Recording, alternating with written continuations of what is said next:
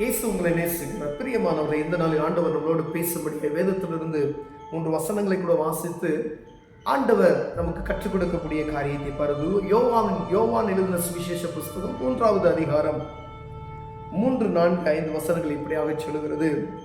இயேசு அவனுக்கு பிரதியுத்தரமாக, ஒருவன் மறுபடியும் பிறவாவிட்டால் தேவனுடைய ராஜ்யத்தை காண மாட்டான் என்று மெய்யாகவே உனக்கு சொல்லுகிறேன் என்றார்.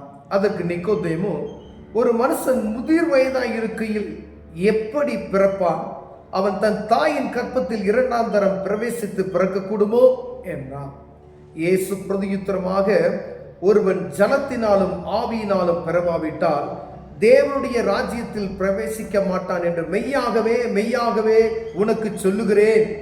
மாம்சத்தில் பிறப்பது மாம்சமாயிருக்கும், ஆவியினால் பிறப்பது ஆவியாயிருக்கும்.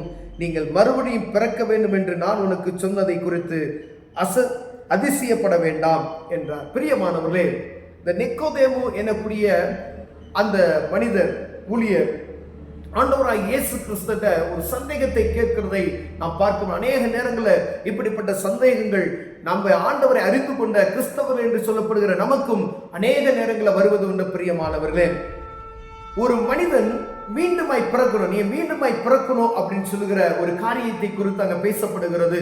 நீ மீண்டுமாய் புதிய மனிதனாய் மாற வேண்டும் என்று சொல்லுகிற அந்த கருத்தை அவன் கேட்கும் பொழுது ஆண்டவர் சொல்லுகிறார், ஆவியினாலும் ஜலத்தினாலும் மீண்டுமாய் நீ ஒரு புதிய வாழ்க்கையை துவங்க வேண்டும் என்று.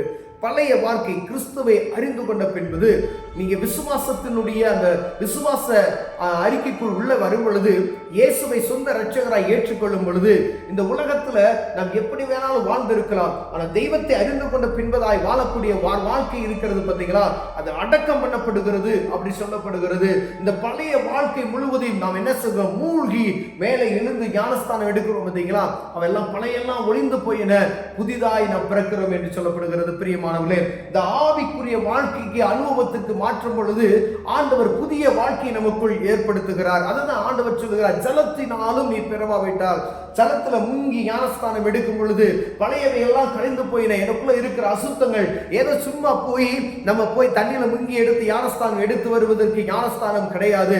என்னுடைய சகல பாவங்கள் முழுவதும் அறிக்கையிட்டு அதை விட்டு விட்டு மேலே எழுந்திருக்கும் பொழுது புதிய மனிதனாய் பிறக்கிறோம் என்று ஆண்டவர் சொல்கிறார். பிரியமானவர்களே, அந்த புதிய வாழ்க்கை மறுபிறவி என்று சொல்லப்படுகிற இந்த காரியம், அதே போல பரிசுத்த ஆவியின் அபிஷேகத்தை நீங்கள் பெறும் பொழுது புதிய வாழ்க்கைக்குள்ள முதல்ல ஜலத்தினால் ஒரு மூழ்கி ஞானஸ்தானம் எடுக்கிறோம் பார்த்தீங்களா, அப்பொழுது ஆண்டவர் சொல்லுகிறார், புதிய மனிதனாய் பிறக்க வேண்டும். நம்ம ஆவிக்குரிய வாழ்க்கையில புதிய காரியங்களை நாம் பார்க்க முடியாது. பழையவைகள்லாம் எடுத்து போட்டு விட்டு எனக்குள்ள காணப்படுகிற உலக சிந்தனைகள் மாம்சத்தின் காரியங்கள் எடுத்து போட்டு விட்டு ஆண்டவர் நமக்கு புதிய வாழ்க்கையை அதில் தருகிறார். அவரை ஏற்றுக்கொள்ளும் பொழுது அதுதான் மறுபடியும் பிறக்குகிற ஒரு அனுபவம். ஆண்டவர் இந்த இடத்துல சொல்லுகிறார், இயேசு பிரதியுத்தரமாக, ஒருவன் ஜலத்தினால் ஆவியினால் பிறவாவிட்டால் தேவனுடைய ராஜ்யத்தில் பிரவேசிக்க மாட்டான் என்று மெய்யாகவே உனக்கு சொல்லுகிறேன் என்று சொல்லுகிறார்.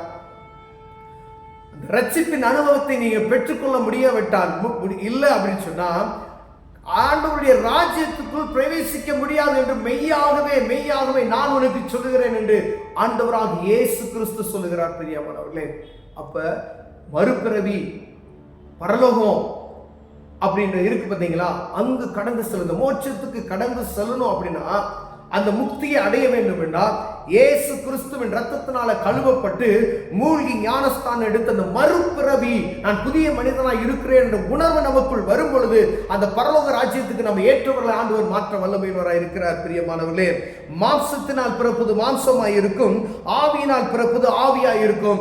மாம்சத்தில் இருக்கிற மனுஷனை உருவாகி அவன் பாவமாய் இருக்கிறதை கண்டு ஆண்டவர் அவருடைய ரத்தத்தினாலே கழுவி அவனை பரிசுத்தமாக்கி ஜலத்தினாலே கழுவ மூழ்கி மீண்டும் புதிய மனிதனாய் ஏற்படுத்துகிறார். பிரியமானவர்களே, இதுதான் ஒரு மறுபிறவி என்று சொல்லப்படுகிற. ஒருவேளை சும்மா நம்ம போய் யாரோ உங்களுக்கு ஞானஸ்தானம் கொடுத்தாங்க அப்படின்னு சொல்லி தண்ணியில முங்கி எடுத்துட்டு வர்றது, அது ஆள் சேர்க்கிறது, அதுக்கு கிடையாது. பரலோக ராஜ்யத்துக்கு ஆள் சேர்க்கிறது வித்தியாசமா இருக்கும். பரிசுத்த ஆவியின் அபிஷேகத்தோடு நீங்க உங்க பாவ மன்னிப்பை ஏதோ சாமியார்ட்ட போய் நம்ம பாவ மன்னிப்பு எடுப்போம், நான் இந்த பாவம் நான் செஞ்சுட்டேன் அவர்கிட்ட போய் சொல்றீங்களா, அது கிடையாது. இருதயத்தில் ஆழத்திலிருந்து ஆண்டவருக்கும் உங்களுக்கும் ஒரு தொடர்பு, இந்த பாவம் இந்த அருவருப்பு என் வாழ்க்கையில முற்றிலும் நீக்கி போட்டு விட்டேன் என்கிற உணர்வு ஆவியில எப்பொழுது வருகிறதோ உங்க வாழ்க்கையில ஒரு மாற்றம் எப்பொழுது வருகிறதோ அப்பதான் அந்த மறுபிறவியின் அனுபவம் நமக்கு வரும். ஆண்டவர் உங்களோட அந்த காரியத்தை பேசுவார். ஒவ்வொரு மனிதனும் நீங்க கிறிஸ்துவை அறிய வேண்டும் என்று நீங்கள் விரும்பும் பொழுது ஆவியானவர் இந்த காரியங்களை உங்களோடு இடைவிடுவார். பிரியமானவர்களே, அதை நீங்கள் தியானிக்கும் பொழுது இந்த பரிசுத்த ஆவியின் அபிஷேகத்தை குறித்தும் மீண்டும் பிறக்கக்கூடிய அந்த காரியத்தை குறித்தும் உங்களோடு பேசுவார். இங்கு அந்த நிக்கோதேம் என்ற மனுஷன் கேட்கிறான், நான் திருப்பி என் தாய் வயிற்றிலிருந்து நான் பிறப்பேனோ அப்படின்னு சொல்லி.